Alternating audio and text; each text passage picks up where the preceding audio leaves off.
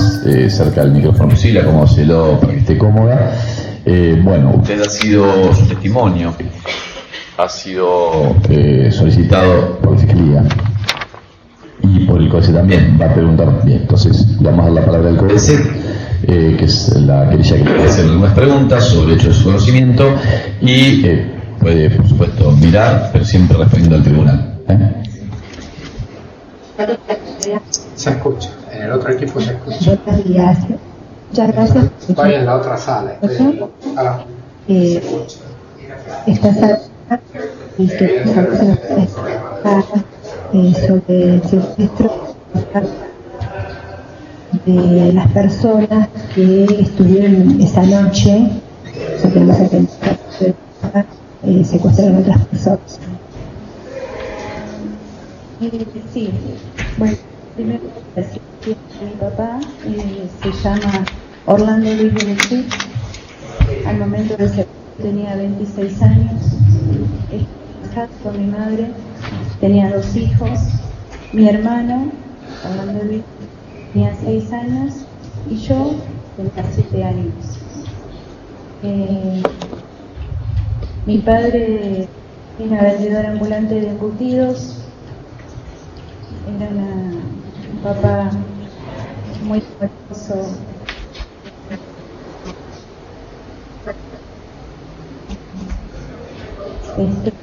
Hijo, hermano de 6 hermanas. Era militante de la Juventud Peronista y Monterrey.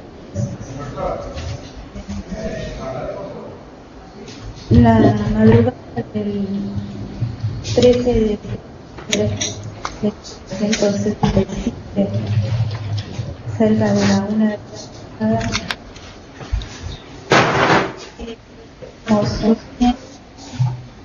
mi mamá, mi hermanito y yo, y mi papá estaba así con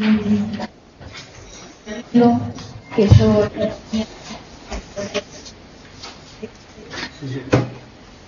Chico adolescente de 18, 19, en ese momento, papá de pronto se siente una explosión, y rompieron en mi casa unas personas armadas con armas largas de civil. Primero apuntaron a mi papá y a Café y después se vinieron al dormitorio donde estábamos nosotros, que nos apuntaron, igual que mi padre. Yo cuando escucho la acción de la puerta, porque a la puerta la volaron directamente, porque nosotros vivíamos en una casilla de pieza y cocina, entonces fue muy fácil arrancar esa puerta. Yo escucho la explosión y me meto abajo de la cama, y mi hermanito se hizo un pollo entre las sábanas.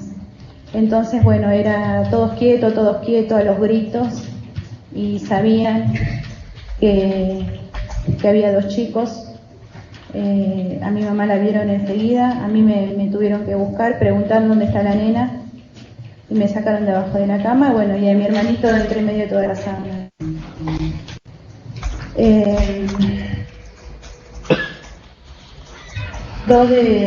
Entraron 5 o 6 personas. A 2 yo conocía porque frecuentaba mi casa. Eran supuestamente amigos de mi papá o compañeros de militancia. A uno le decían el petizo y otro era rubio, que le decían el colo o el colorado.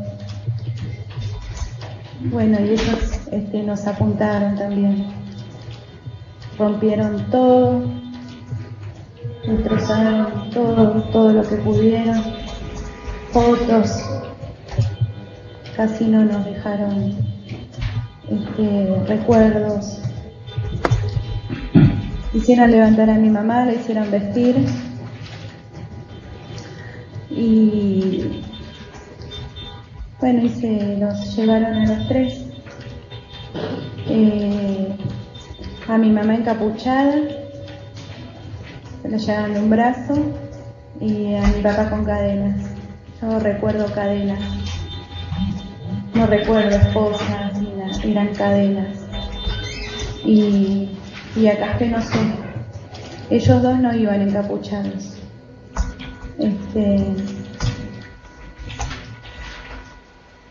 Y bueno, eso es lo que pasó en mi casa.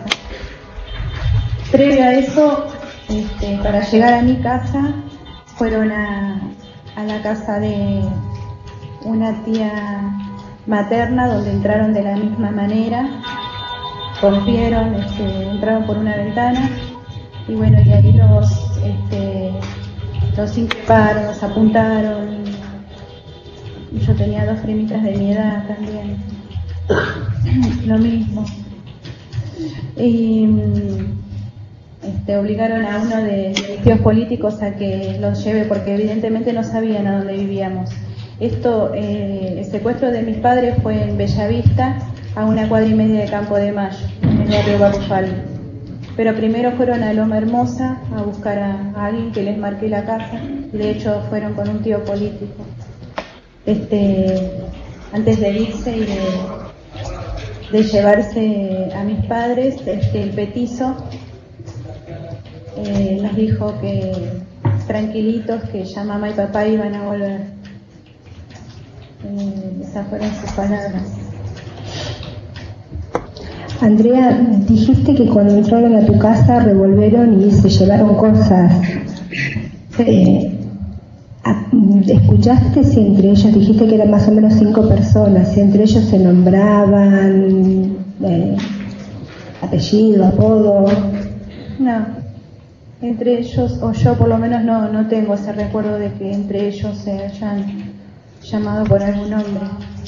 ¿Y decían por qué revolvían la casa? Sí, buscaban armas, dónde están las armas, buscaban esas cosas. Tiraron todo dentro de los cajones, de las cómodas, los sacaron, los dieron vueltas, del roperito que tenía mi mamá, tiraron cosas de vidrio, perfumes, toda la ropa nuestra, todo, levantaron los colchones, sacaron todas las cosas de la cocina, destrozaron todas nuestras cosas, rompieron nuestras fotos.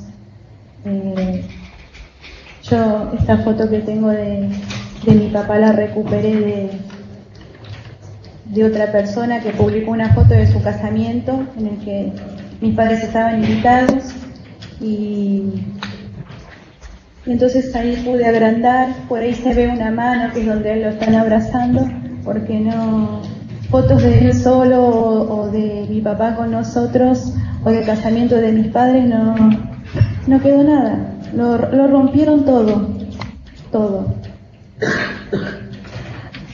¿A vos te apuntaron en algún momento? Nos apuntaron a todos. Nos apuntaron. Sí, a todos. Después que se lo llevaron a estas 3 personas, tu mamá, tu papá y Café, ¿qué pasó con ustedes? Esa noche me refiero. Nosotros en principio pensamos que habíamos quedado solos porque se llevaron a los grandes, pero después de que, como de 5 minutos de ellos ya haberse ido con mis padres, aparece este tío político que se llamaba Ángel Rodríguez y nos viste y nos lleva a la casa, a su casa, Loma Hermosa. Y ahí estaban mis tías esperándonos. Todo fue en plena madrugada. A mí me tienen que cambiar porque yo me oriné del susto, de semejante espectáculo que hicieron. ¿Y qué recordás después de esa noche? ¿Te quedaste, te dormiste y volviste a ver a tu mamá? Esa noche me acuerdo, bueno, nos llevan a Loma Hermosa, a la casa de mis tías, ahí nos estaban esperando y estaban desesperadas, y estaban mis dos primitas, y era el shock, el estar, después de todo lo que había pasado, éramos muy chiquitos, pero después fue como entre juegos, porque éramos tan inocentes, como que nos distrajimos un poquito con las primas, con las nenas, y mi mamá fue liberada ese mismo día, así que fue a la casa de mis tías a buscarnos. Ese día estuvimos ahí hasta la tarde. ¿Y después volvieron a su casa? Ese día no. Mi mamá se fue a avisarles a mis abuelos paternos porque no sabían. En ese tiempo nadie tenía teléfono, así que tuvo que ir hasta Villa Bosch, que no es muy larga la distancia, a avisarles. Y al otro día sí, ya nos volvimos a casa. Y bueno, mamá tratando de ordenar un poco y bueno, arreglar esa puerta. ¿Y qué comentó ella sobre el secuestro? ¿Qué pasó con Café, con Orlando? Se llevan a los tres, a ella se la llevan encapuchada, es lo que relata mi mamá. La tienen viajan, hacen un viaje corto, ella queda en ese vehículo, le pusieron una radio muy fuerte. En ese momento escucha que iban a bajar a mi papá y a Café, pero mi papá pide despedirse de ella, así que la dejaron que le dé un beso y él le dijo: cuida a los chicos.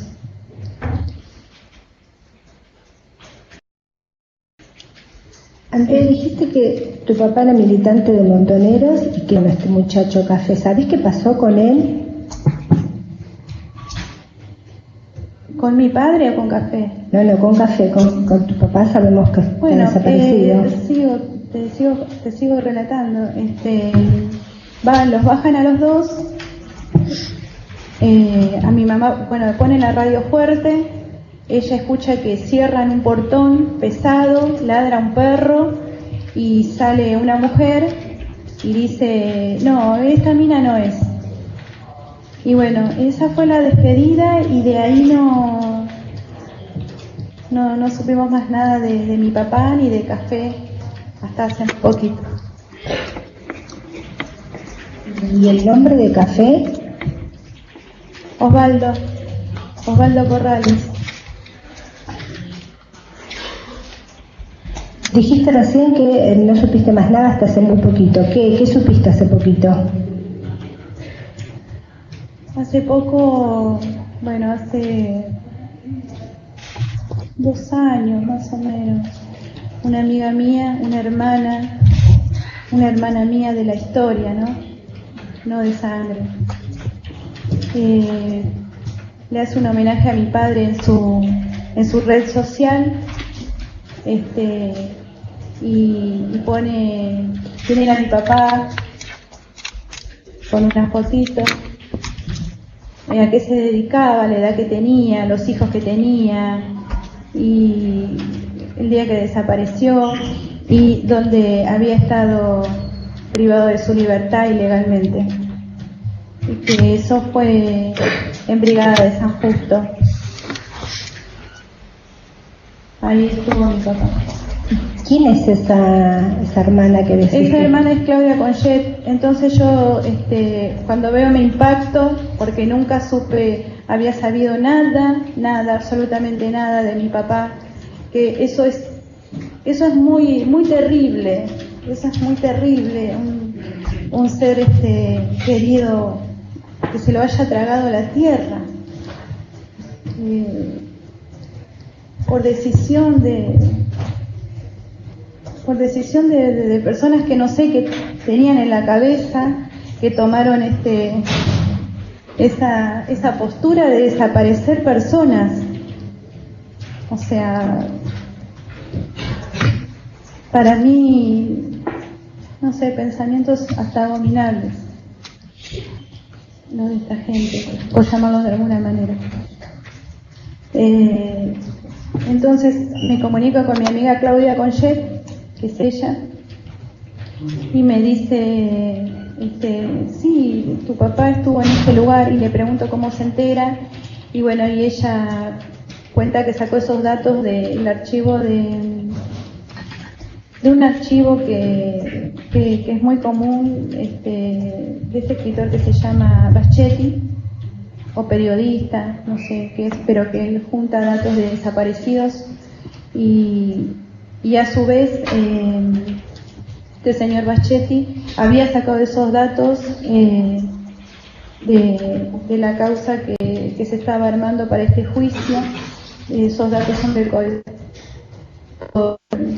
Se obtienen por declaración del señor Moreno, que estuvo en Brigada de San Justo con mi papá y con Café.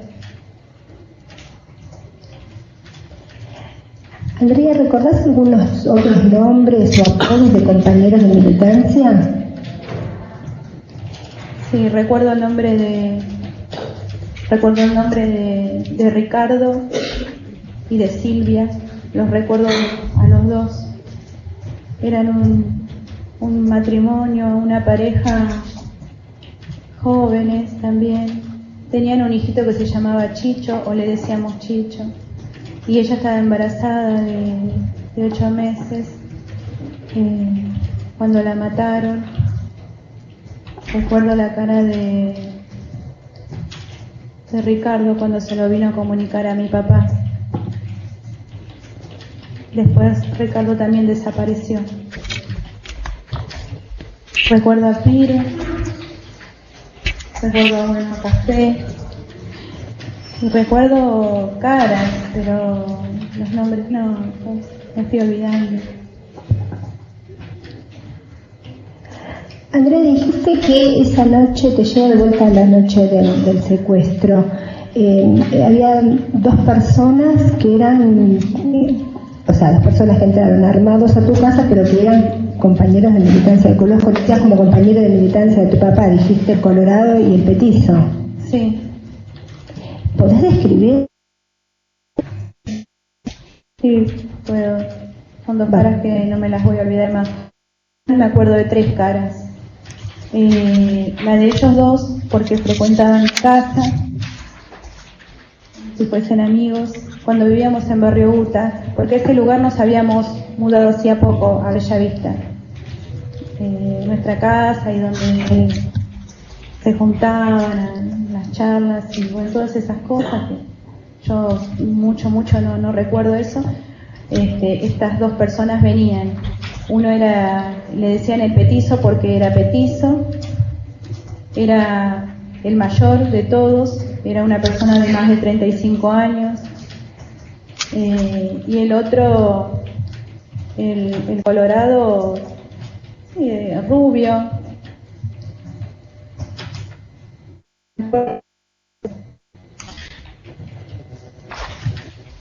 Y bien parecido de cara. El Petizo no, pero el Colorado sí. Es una característica. Dijiste que eran más o menos 5 personas. ¿Y del resto te acordás las características físicas? Me acuerdo de uno en particular porque a ese sujeto yo seguí viéndolo por el barrio. En la entrada de la escuela, yo iba a la escuela número 24, Gabriela Mejía, a la vuelta de mi casa, sobre la calle Olegario Andrade. Bueno, ese sujeto lo vi en un par de oportunidades parado ahí, tenía bigotes gruesos, el pelo más bien, no tenía pelo corto, más bien pelo largo, si bien no pasaba los hombros, pero bueno, era un pelo bastante bastante larguito. Y siempre estaba con una chaqueta camuflada.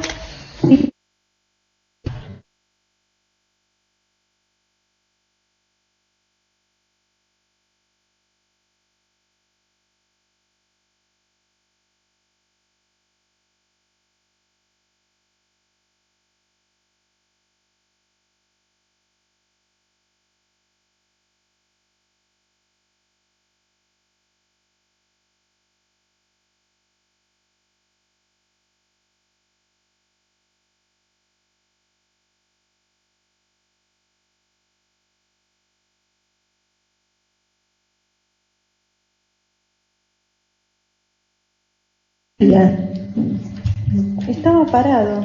¿Y vos observaba algo, alguien te observaba a vos? Yo no sé si me observaba a mí. Yo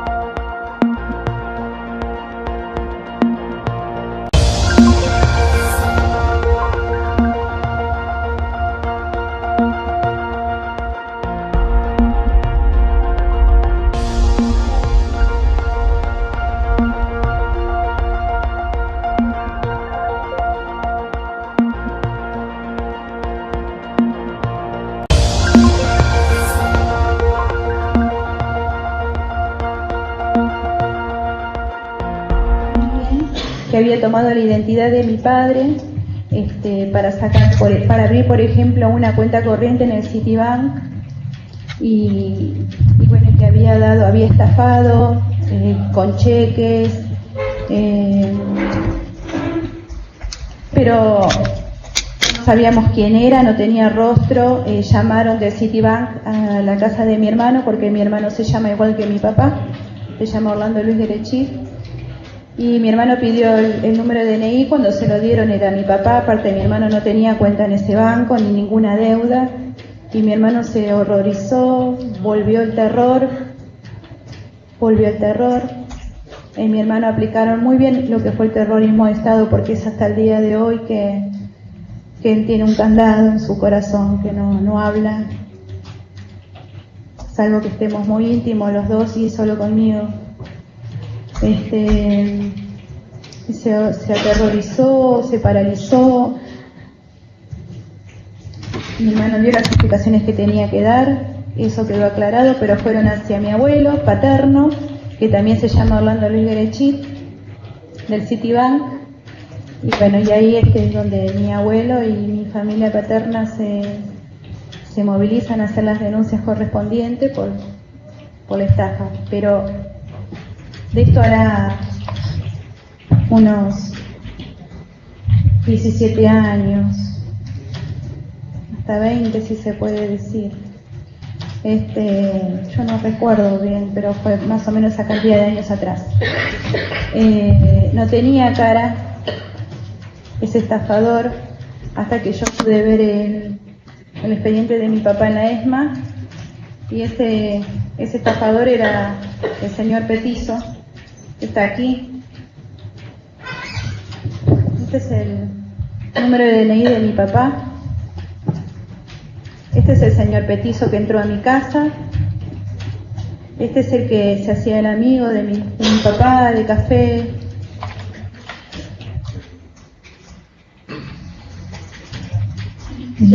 Esto está en el expediente de mi papá. Y todas las estafas que cometió. Entre eso también alquiló un departamento en la calle de Formosa,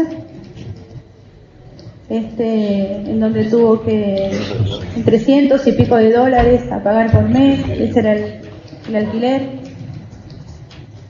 el precio del alquiler. Tuvo que presentar garantes. Sí, se lo puede hacer. Y bueno, y es toda una causa. Sí.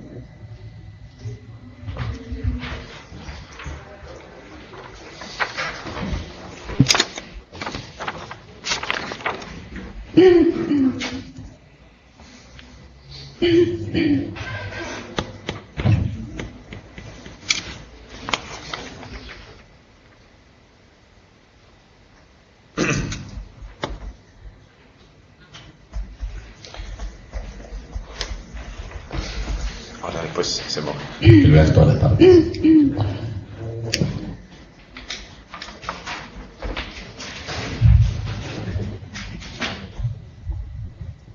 Sí, continúa. Sí. Entonces me decís que esta fotocopia de documento se encuentra en el expediente en el legajo de la CONADEP. Sí, sí, y ahí está todos los ilícitos que cometió a sabiendas de que mi papá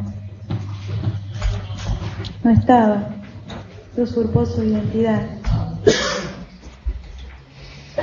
Es muy impresionante ver a este sujeto otra vez en esas condiciones, porque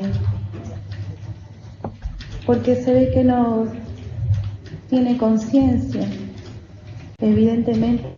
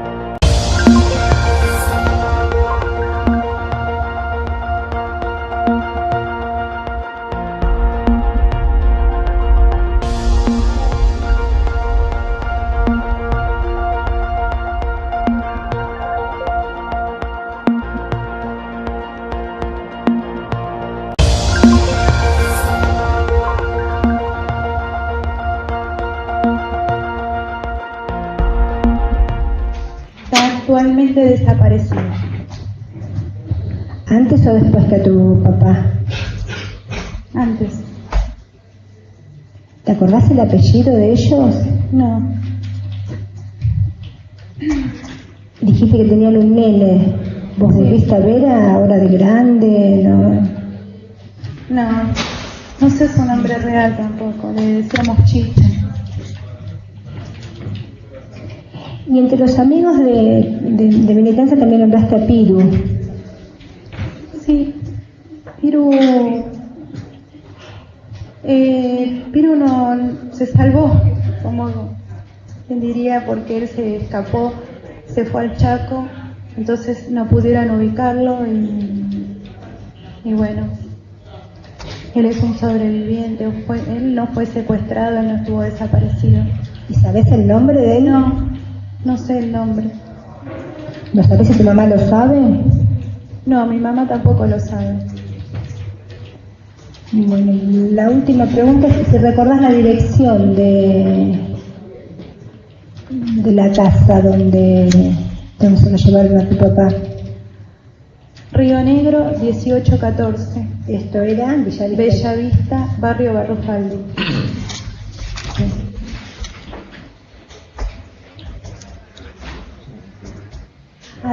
Otra cosa, ¿te acordás cómo la descripción de la vestimenta, cómo estaban vestidos los secuestradores? Estaban de civil. Todos estaban de civil. El único que tenía una característica diferente fue este señor que yo después lo vuelvo a ver por el barrio, tenía esa campera clara, pero no tenía de ser un militar, porque no tenía el pelo más bien largo. Calzados, botas, zapatillas, ¿cómo? ¿Lo recordás? No me acuerdo.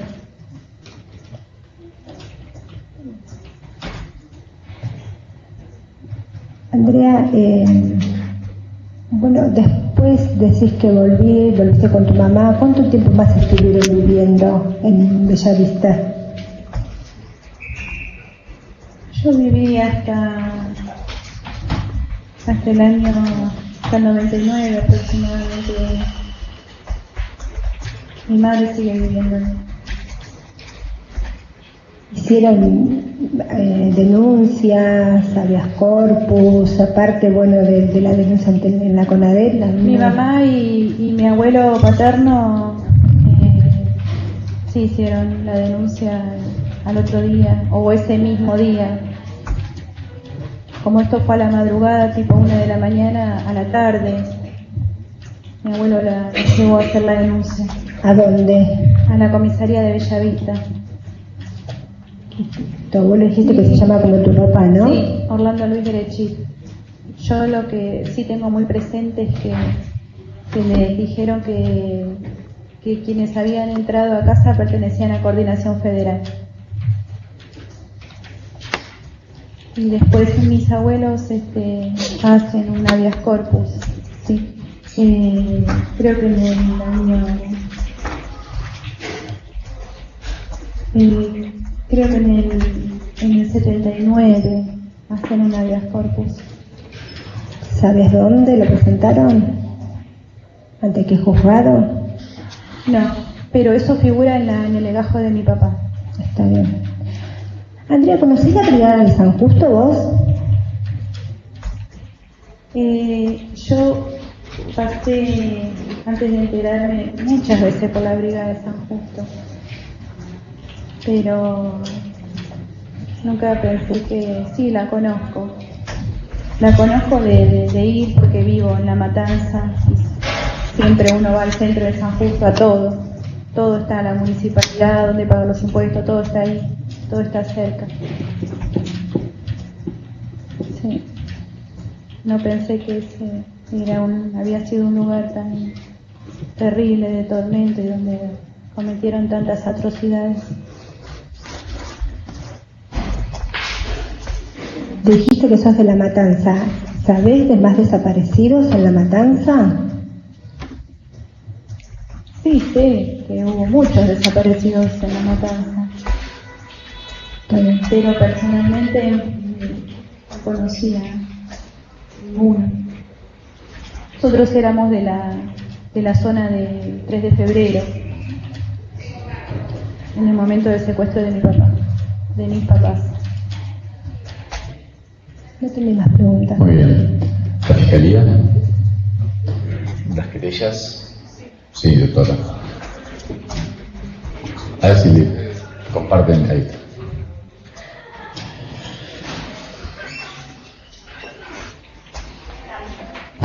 Buenos días. Queríamos preguntarte si conociste al hermano de Café. Sí, lo conocí de vista. Le decían Topo. Tenía una nena, tenía una bebé. Estaba en convivencia con una chica. Él también fue secuestrado. La diferencia entre Café y Topo es que Topo no era militante, era un muchacho del barrio. ¿Recordás aproximadamente la fecha del secuestro de Topo? Fue en esos días también. Fue durante esos días. No estuvo muy alejado el secuestro de Café y Topo. Bien, y por último, ¿conoces o conociste a la familia Corrales? Sí. Bien, ¿qué nos puedes aportar con respecto a la familia? La familia Corrales vivía a media cuadra de la casa de mis tías por parte materna. Mis tías vivían en la esquina y la familia Corrales a media cuadra, y eran muy conocidos porque tenían un almacencito. La mamá de los dos muchachos se llamaba, le decíamos Doña Elsa, y el papá era Don Corrales.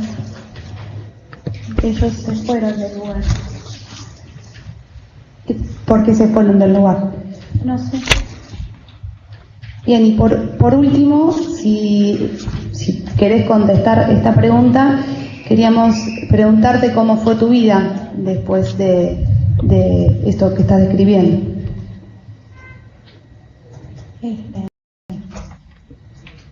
No fue fácil. Mi hermanito y yo pasamos de tener una familia, una mamá y un papá, a estar prácticamente desposeídos de todo, porque mamá, si bien fue liberada, pero no volvió la misma mamá, volvió otra persona hasta el día de hoy.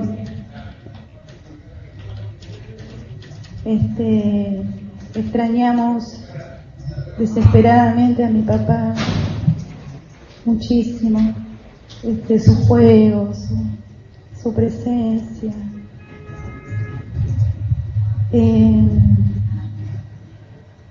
Desarraigo no fue solamente de mi papá, sino de mi familia paterna también, porque ellos en muy poquito tiempo nos asistieron y nos vieron, y después tomaron la decisión de alejarse.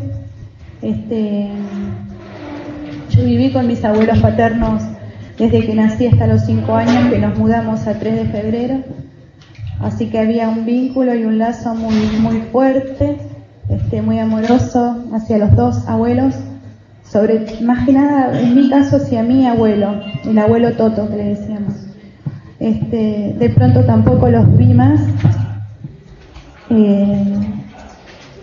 sin nombrar la pobreza que vivimos terrible. Mi papá era el proveedor, no estaba más, así que mi mamá tuvo que salir a trabajar en casas de familia, con servicio doméstico, cuando tenía, porque tampoco había mucho trabajo para ella y ganaba muy poquito. Seguimos viviendo en la casilla de pieza de cocina, con el baño afuera, con la bomba. Eso era todo provisorio, que como mi papá había comprado el lote, había comprado muchísimo material para empezar a construir rápido la casa, y todo eso quedó trunco, y bueno, seguimos viviendo de esa manera. Nos faltó de todo, desde zapatillas útiles para el colegio, comida. Mi hermanito tuvo que salir a trabajar de muy chiquito. Él me recuerda mucho a mi papá porque él es amigo de todo el mundo y es muy se la rebusca. Y bueno, a los 8 años empezó a vender diarios y siempre fue de contextura chiquita y siempre se enfermaba, sufría de anginas y iba igual, y era muy triste. Yo pienso que mi papá nunca hubiese querido ver a su nene así vendiendo diarios en la ruta tan chiquito. Bueno, yo a los 12 años sí también tuve que ir a trabajar. Y nos robaron la infancia, nos robaron la inocencia también, porque el Colorado y el Petizo eran amigos de nosotros. O sea, la traición. Y esa fue nuestra infancia, y así fuimos creciendo. Bien, por último queríamos pedirte si podés enfocar la foto que tenés presente a la cámara para que quede registro. Muchas gracias, no tenemos más preguntas. ¿A quién le muestro? A la cámara. ¿Alguna pregunta? ¿Las defensas?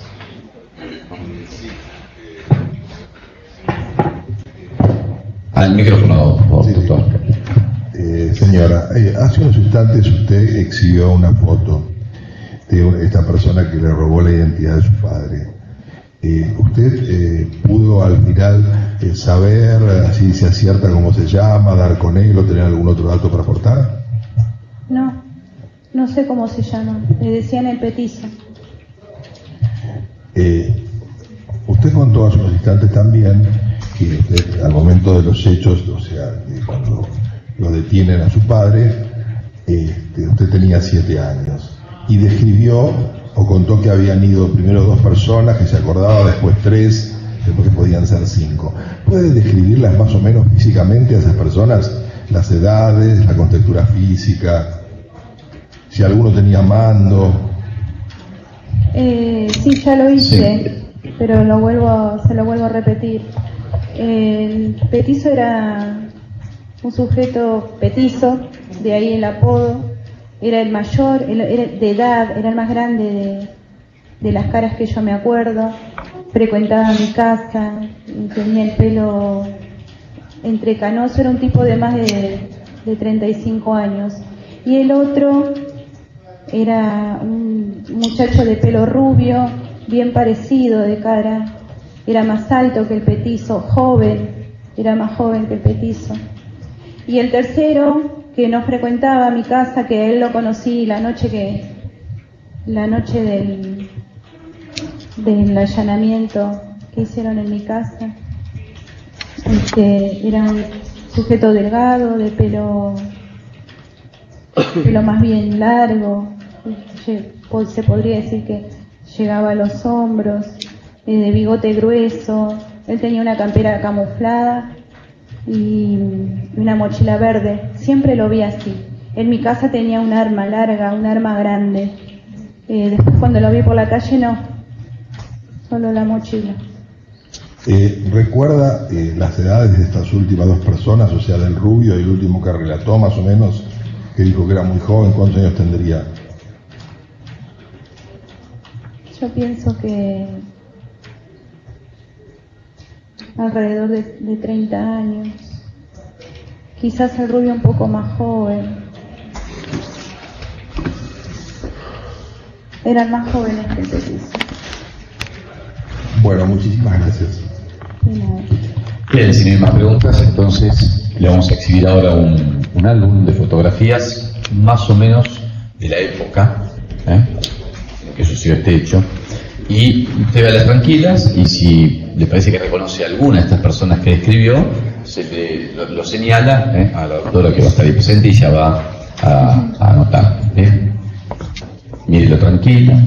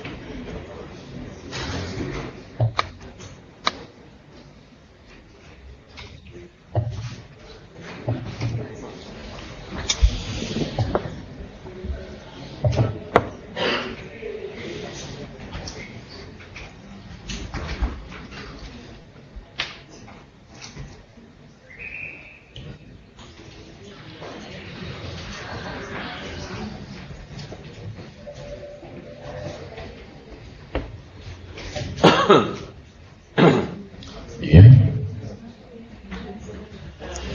Así, sí, por favor.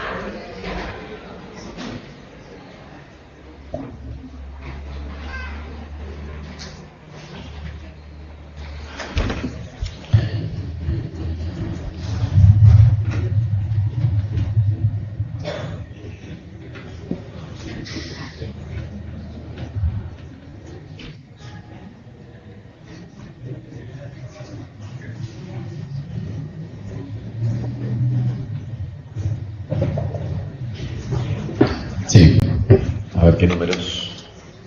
Y le pregunto ahora con quién las relaciona.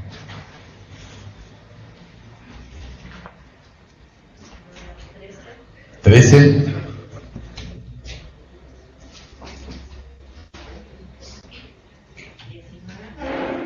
¿19?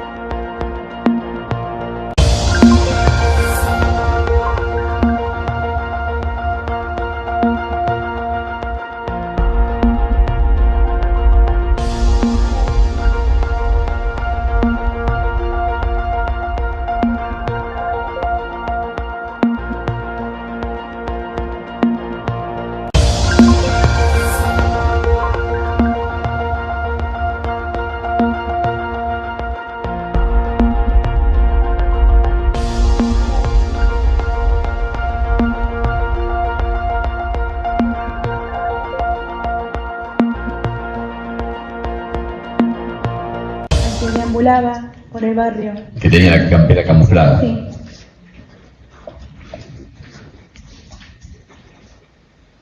¿28? El petizo. 35. El petizo también. Petizo también. Sí. 39. Al sujeto que deambulaba por el barrio.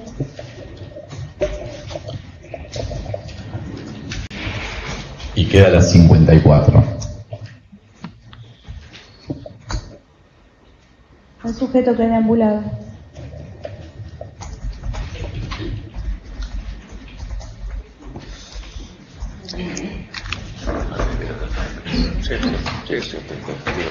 Bueno, doctor, le pido que me diga los nombres de esas fotografías, las identidades de las fotografías 13, 19, 28, 35, 39 y 54. Sí, señor presidente, conforme el índice armado para el álbum fotográfico del día de la fecha, con el número 13 fue identificado Suárez Roberto. La fotografía número 19 corresponde a Calabró Armando.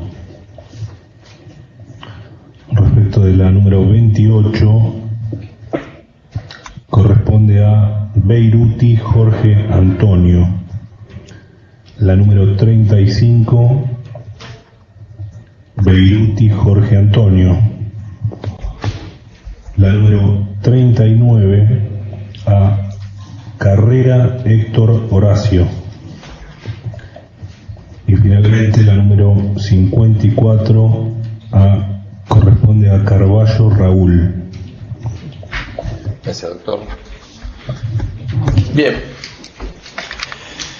Bueno, si no hay más preguntas para el testigo, sí.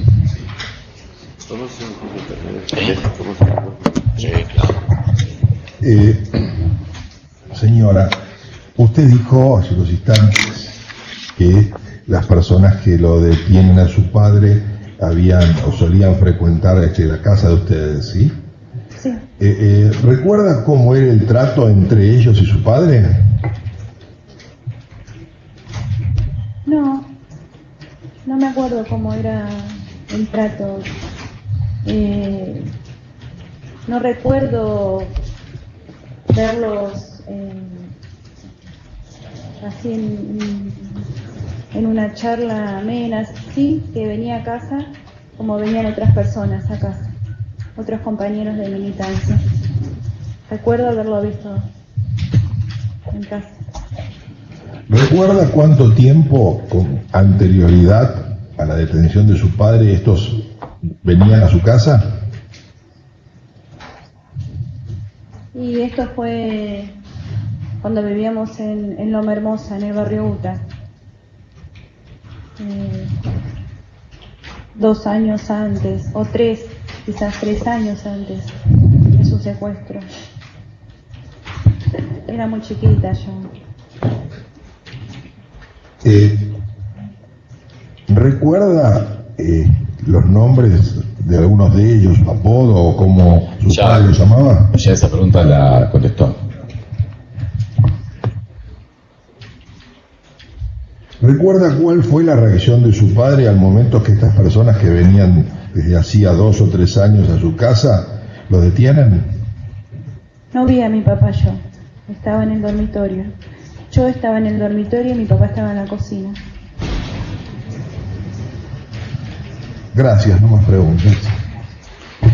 Bien, si no hay más preguntas, lo único que le voy a preguntar es si usted quiere decirnos algo antes de dar por concluido su testimonio. O quiere decir algo a usted que le parezca importante, ¿no? Yo pido, antes que todo, justicia verdadera por mi padre y por los demás desaparecidos, porque no tiene que pasar más en nuestro país, en nuestra república. No se debe desaparecer a las personas. Pero nunca más. Quiero que se juzgue a los culpables. No quiero venganza, jamás, jamás. Pero sí que paguen por sus atrocidades. Quiero la desafectación, pido la desafectación de la Brigada de Investigaciones de San Justo, que se entrega al pueblo para construir algo distinto, que no siga estando ese lugar para lo que está, y con esos recuerdos tan terribles de todas las cosas terribles que hicieron ahí. Justicia, solo eso. Muy bien, señora Berechit, su testimonio terminó, se puede retirar.